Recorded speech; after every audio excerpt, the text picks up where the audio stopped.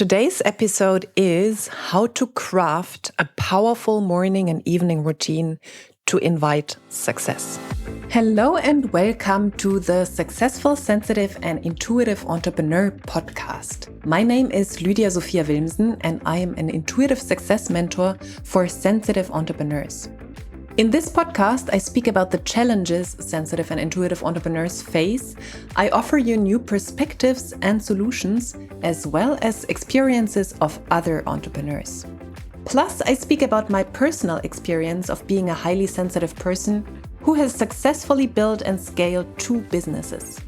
All of that with the goal to make you and your business even more successful in your very unique and authentic way. Have fun and enjoy.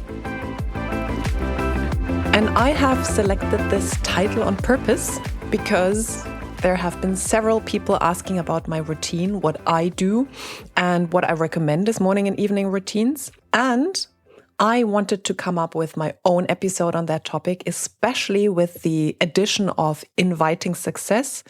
Because, in the hustle world, in the world out there, in the entrepreneurial world, there is so much about routines and morning routines and getting up very early and reading 5 books a day and doing X, doing whatever in order to be successful. And I really want to break with that myth today. It is not so much about what you do in your morning and evening routines. It is not if you get up at 4 o'clock or 10 o'clock or 11 or whatever.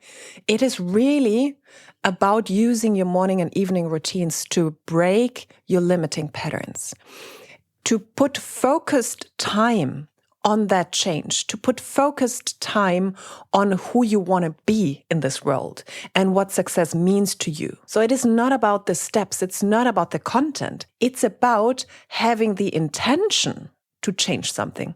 Because what is keeping you from success is not the things you are doing per se.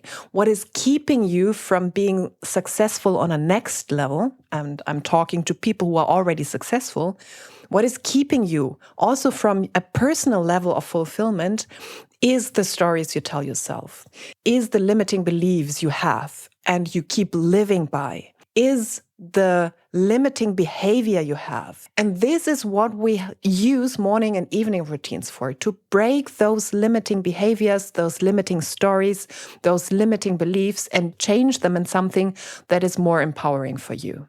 And this is not something you do in a one-time event. And this is why the routine is so important, because now you keep focusing on that every freaking day. Yeah, you can have a change in an instant. You can believe a new thought in an instant. However, then it has to shift from your mind through your emotions into your body. It has to become embodied. And that happens over time. That happens through having a routine and taking care of that every freaking day. This is why routines are so important. Not because someone told you have to get up at 4 o'clock to be successful. No. But success comes through a continuous focusing on something you want to live by. And this is why it's so important. So yes, morning and evening routines do create success, but not because you follow some stupid rules, but because you change your mind and you change your emotional level and you change on a physical level. So this is why it brings success. Now, what routines can I recommend? What is what I do? I have been following morning and evening routines for perhaps almost 10 years now. I'm not sure. For a long time. And I have switched them up. I don't stick to the same thing for ever. If I work with a new coach and that coach brings new ideas to me, I do follow them. I switch up my routines and also the processes I am going through. In the beginning, I started with mindset. I started with my mind. I started with my beliefs. And I'm quite good with that already. So I have attained a level of mastery there. And this is, by the way, what I work with my clients on. It's not about having all the new techniques and another one and another one.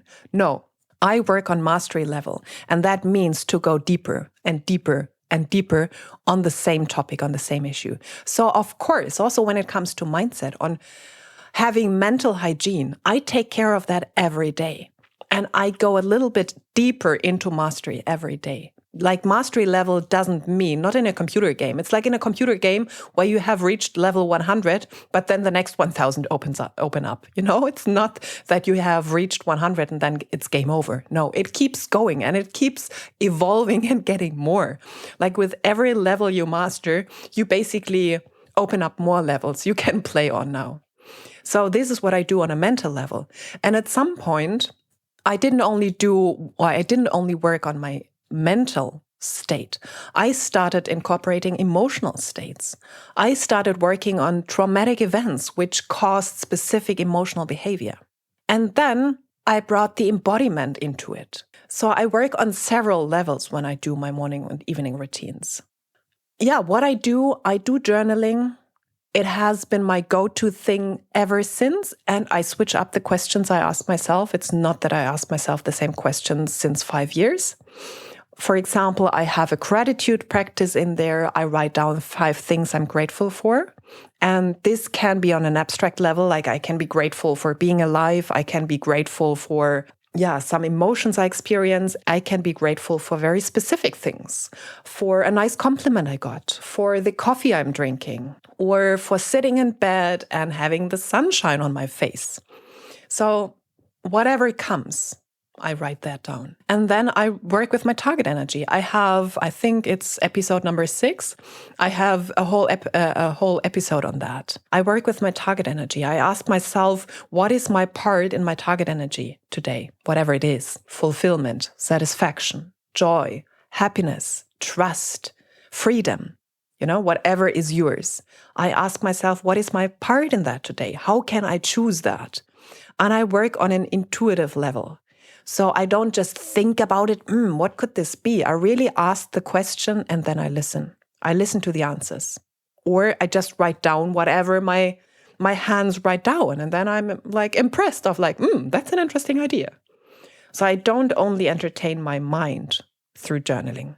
I do physical exercises. And by the way, I call it morning routine because my mornings are sacred. However, it's a very long morning. I don't have calls before 11 o'clock my time. And that means until 11 o'clock, it's my time. So that's my morning, I could start with a nice walk with some physical exercise and then do my journaling. It could be that I turn it around.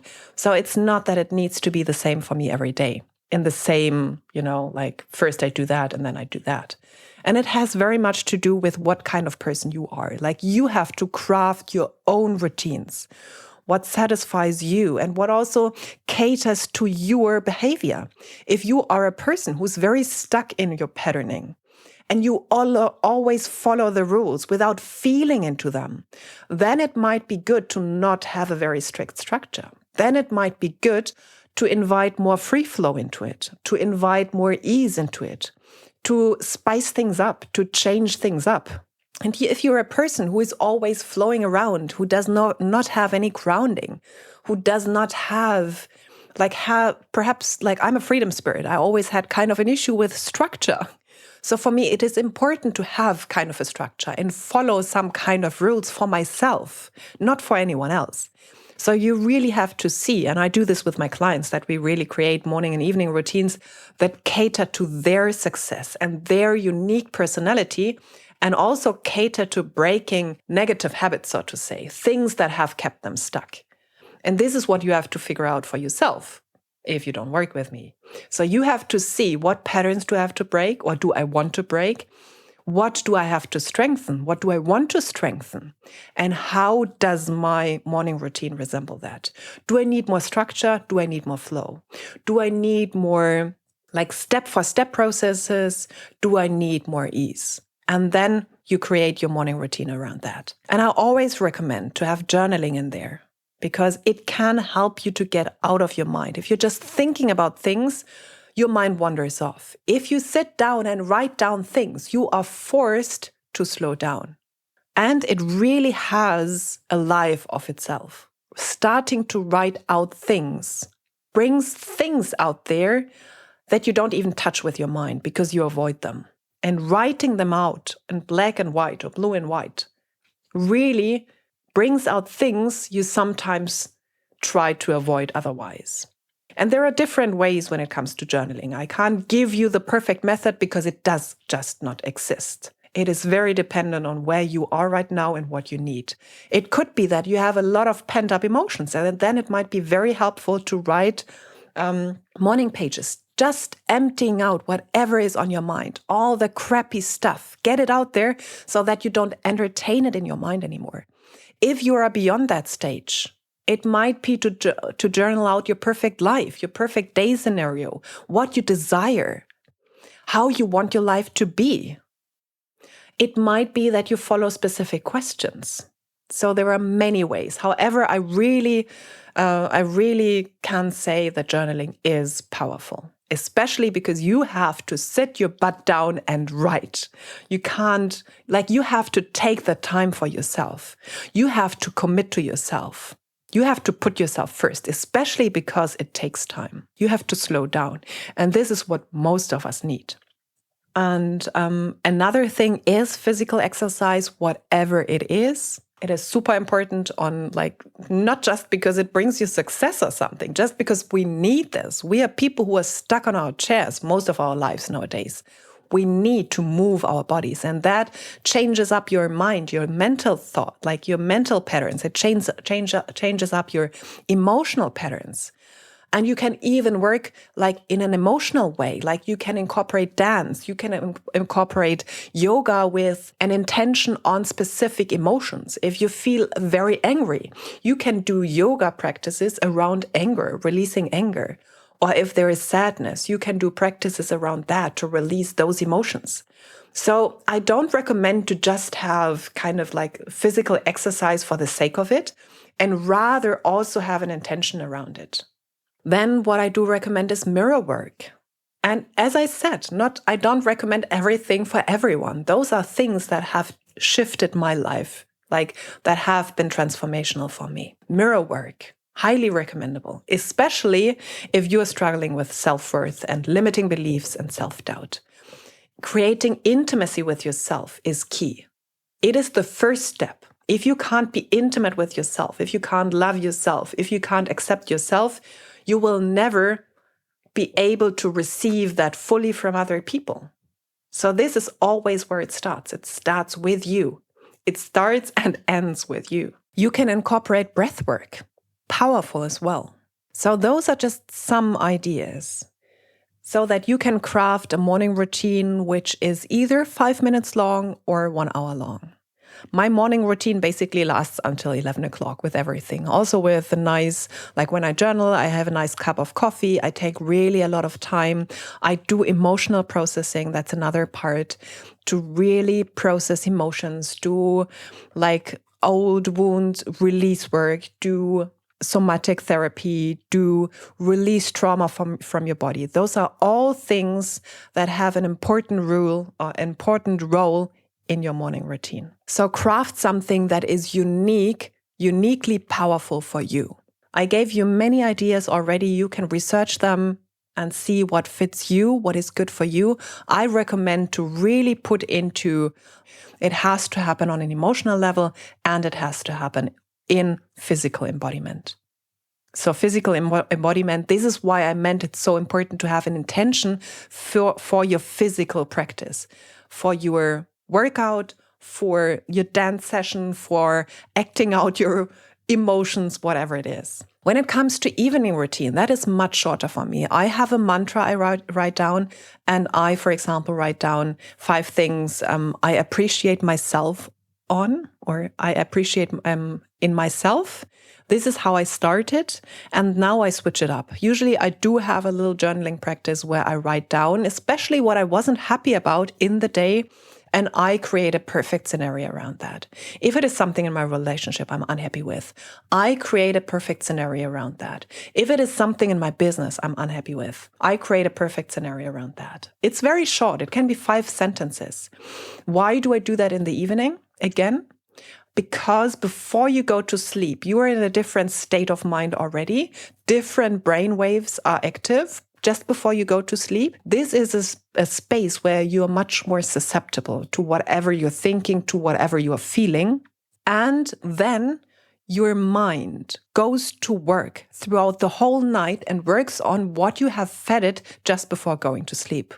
So this is why I don't recommend you to watch horror movies just before you go to sleep, because this is what you entertain your mind by night with. Why not put something into your mind that you actually want to work on? Like a perfect scenario, the things you appreciate yourself for. This is especially what I recommend to clients who struggle so much with self-worth.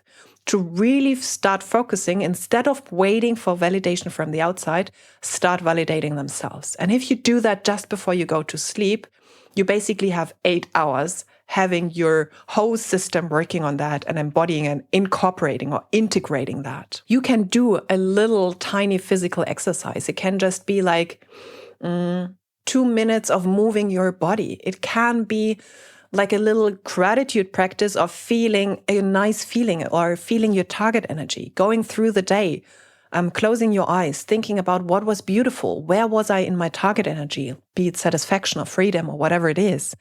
And just for a moment, feeling into those emotions again, placing your hand on your heart or whatever it is, and feel those feelings just before you go to sleep. And this is how you also incorporate all of those 3 levels again in a matter of less than 5 minutes. My evening routine usually consists of 2 or 3 minutes. It's very short. And sometimes I don't even have the light on anymore. I just use the light from my phone and write down those things, do the little gratitude practice, have a cuddle session with your partner, whatever it is, to also integrate it on a physical level. So let me summarize today's episode where I was talking about morning and evening practices, morning and evening routines, which make you successful. They don't make you successful because you follow someone else's rules of getting up at 4 o'clock in the morning. It makes you successful because you shift your limiting stories, your limiting patterns on all 3 levels, on a mental level, on an emotional level, and on a physical level. And this has to happen over time. That's not a one-time thing. And this is why it's so important to craft a routine around that. Second point I made is that you have to find your own routine that caters to your personality and that caters to your unique challenges you have right now. So someone who is procrastinating will have a different routine to someone who is always too quick and rushes into action too quickly. It will be a difference in how you craft your routines. And the importance of having all 3 levels incorporated. That means doing something physical, doing something mental, and doing something emotional. Work on all 3 levels. And the thing with the evening routines, that it is so important and that we don't speak about it. Very often we only speak about morning routines. And evening routines are sometimes even more powerful because you use the whole night as well. So you have to feed your mind and your body something you want to work on and you want to have in your life. So this is why basically this is how you use the susceptible states of just before you go to sleep and the whole night to make you successful, like to bring to you what you're focusing on. And I gave you a little bit of insight what I do, and I really recommend you to research the things I mentioned. I mentioned like at least 5 different things and craft something and be flexible with it. Stick with it. And at the same time, when you see this is exhausting now, this is not joyful anymore, and this doesn't bring me the results after 3 months, yeah, of course, switch things up. With every new coach I have, I switch things up. And also in between, I follow my intuitive guidance on that.